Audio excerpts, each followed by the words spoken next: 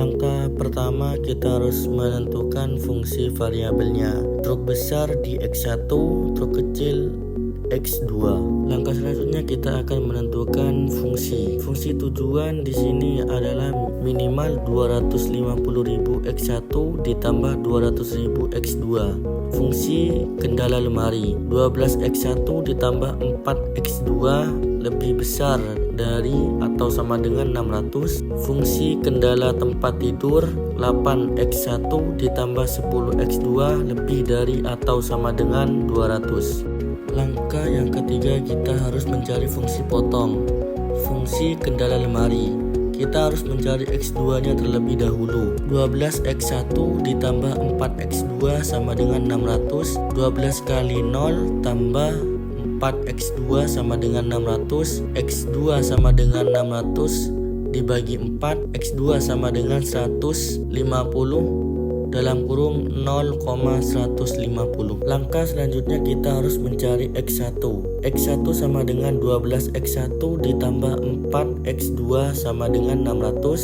12 X1 ditambah 4 kali 0 sama dengan 600. X1 sama dengan 600 dibagi 12. X1 sama dengan 50 dalam kurung 50,0. Next, kita mencari fungsi kendala tempat tidur. Aturannya sama, kita harus mencari X2 nya terlebih dahulu. Fungsi kendala tempat tidur sama dengan 8 X1 ditambah 10 X2 sama dengan 200. 8 kali 0 tambah 10 X2 sama dengan 200. X2 sama dengan 200 dibagi 10. X2 sama dengan 20 di dalam kurung 0,20. Kita lakukan hal yang sama, harus mencari X1.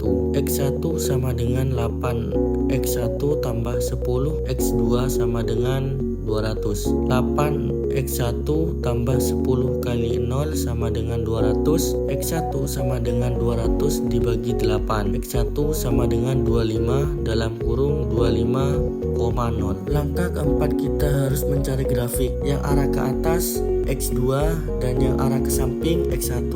Lemari lipat kita ada 0,150 dan ada 50,0. Sedangkan tempat tidur ada 0,20 dan 25,0. Di gambar yang ada di video ini dihasil ke atas karena lebih dari atau sama dengan. Dan ini langkah yang terakhir, kita harus substitusikan 250.000 X1 ditambah 200.000 X2.